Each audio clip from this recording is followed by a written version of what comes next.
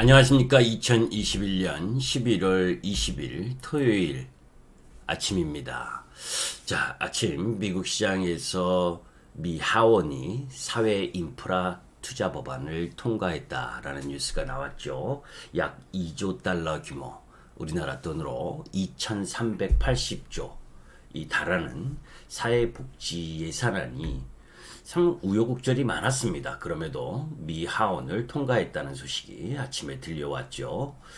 사실 빌드백 베더 위대한 재건법이라 하는 부분, 친환경 에너지에 대한 대규모 투자를 통해서 2030년까지 국내 친환경 전력 생산 비율을 엄청나게 올리겠다라고 하는 부분이 중점 내용인데, 조 바이든 대통령의 역점 산업이라고 할 수가 있는 상황입니다. 자, 이제 미 하원을 통과했지만 그 하원 부분에 있어서 민주당에선 이탈표도 한 표 나왔죠. 그렇기 때문에 이제 상원은 50대 50이잖아요. 공화당과 민주당이. 거기에서 민주당 내에서 중도파인 조 맨친 상원의원 이 분이 상당히 좀 제동을 거는 상황이죠. 그래서 여전히 상원을 통과할 부분이냐라고 하는 부분에 있어서는 조금 불투명하긴 해요. 그러나 결국은 상원에서 조 맨친 상원의원이 일정 정도 자기의 입김을 통해서 법안의 일부 수정이라든지 이런 부분들은 나올 수 있지만 결국 올해 안에 통과될 가능성이 높다라고 봅니다. 사회복지 예산안의 미 하원 통과는 사실 11월 5일 날 초당적 인프라 예산안 때 약 1조 2천억 달러 규모가 이미 통과됐죠. 1428조 정도였었는데, 여튼 당초 사회복지 예산안 및 인프라 예산안은 지난 9월 말 처리될 예정이었었는데, 사회복지 예산안 규모 및 세부 내용을 둘러싼 민주당 내 중도파와 진보파 간 대치로 처리가 지연됐고, 중도파는 애초 3조 5천억 달러에 달했던 예산 규모에 대해 강하게 반발하면서, 그죠? 그 규모가 다소 줄어든 2조 달러, 1조 7,500억 달러까지 반토막 나서 줄어들었다가 조금 더 보강을 해서 2조 달러 정도로 지금 절충한 부분이었는데, 이미 이제 표결 부분에 있어서 일정 정도 상원 통과 부분을 남겨놓고 있는 흐름 부분인데, 확실하게 통과될 거냐 아니면 일정 정도 수정을 해서 다시 법안이 상정되는 그런 부분을 갈 거냐 하는 부분인데, 전체적으로 보게 되면 결국 통과될 가능성이 높다라는 부분입니다.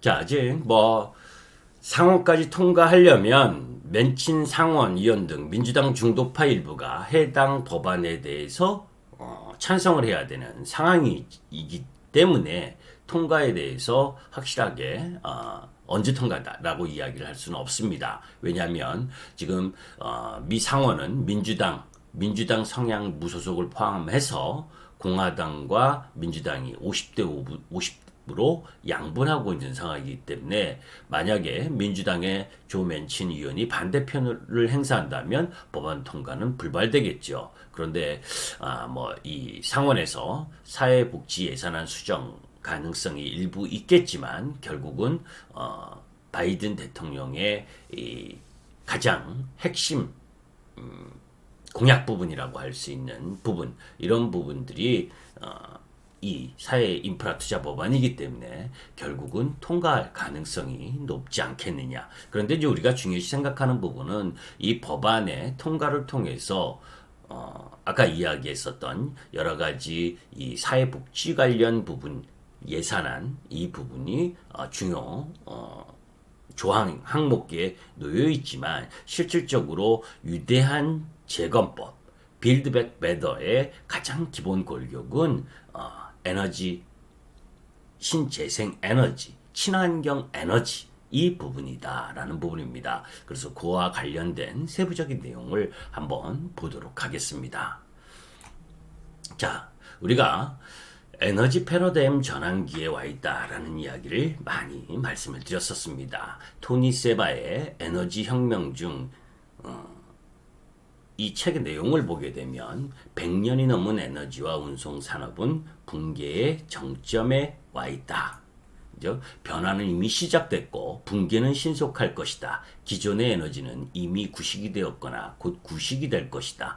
그들을 지탱해 왔던 비즈니스 모델은 태양광이라든지 전기 자동차라든지 자율주행 자동차의 파괴적인 기술력과 경쟁할 수 없다. 이런 내용이 이제 에너지혁명 2030 요 내용에 있었죠.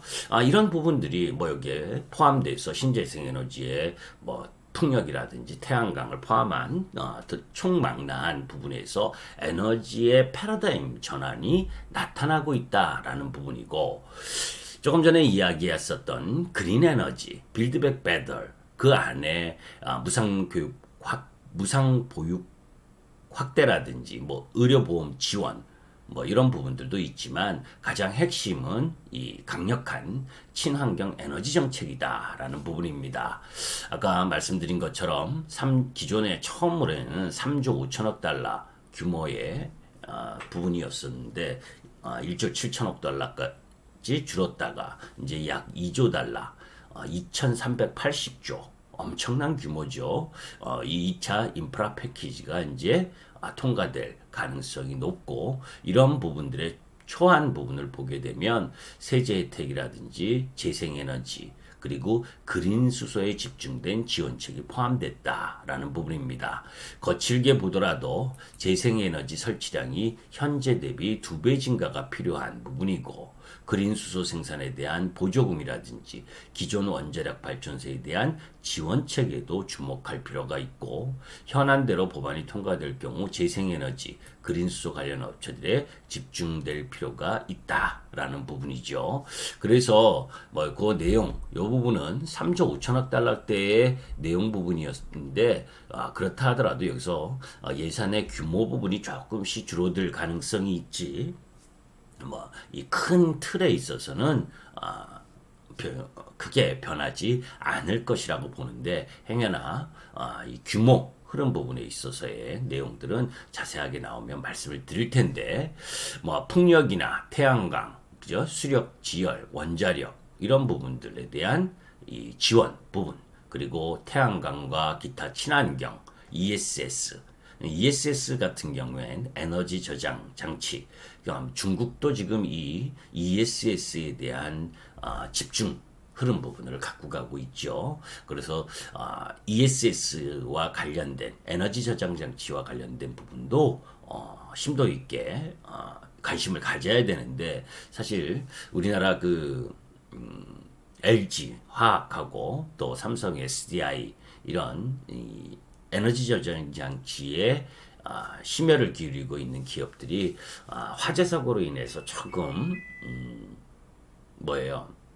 매력을 좀 떨어뜨리는 그런 부분들이 있어서 선뜻 손에 나가진 않지만, 전체적인 산업에 있어서의 이 성장 가능성은 무궁무진하다라는 부분, 그리고 이제 탄소 포집이라든지 또 청정 수소, 그죠?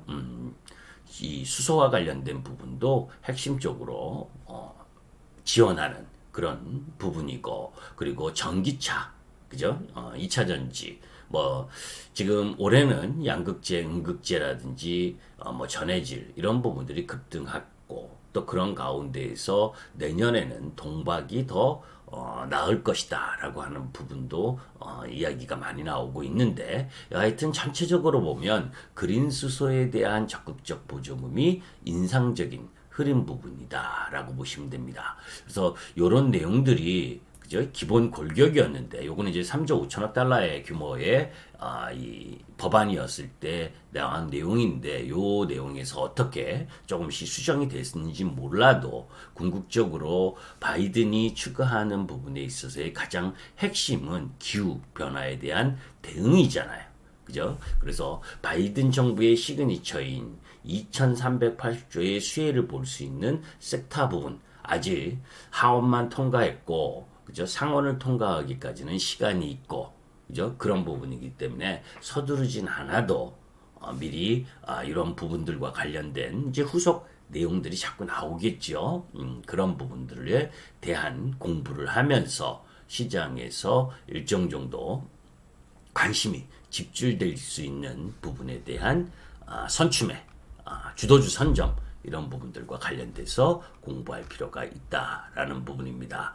그래서 이 빌드백 베터 예산안이 통과가 된다면 2022년에는 이 0.4포인트 그리고 2023년에는 0.5포인트의 미국 경제 성장률을 끌어올릴 수 있는 그죠? 그리고 일자리를 75만 개 이상 확대할 수 있는 이런 부분이기 때문에 지난번 1조 2천억 달러 규모의 인프라 법안에 이어서 또다시 이 2조 달러 사회인프라 투자 법안이 통과됐을 때 그 산업적 영향이라든지 이런 부분들을 고려할 필요가 있는 부분. 그래서 사실은 오늘 이야기를 하려고 사무실에 출근한 건 아닌데 아침에 뉴스를 보면서 가장 핵심적인 뉴스가 나온 부분이기 때문에 그래도 하원을 통과했다라고 하는 부분은 상원 통과 가능성을 높여갈 수 있는 부분이고 그죠? 그런 관련된 세타 부분을 공부 한번 주말에 해보시라는 의미에서 여러분들께 올려드렸습니다. 감사합니다. 김기수였습니다.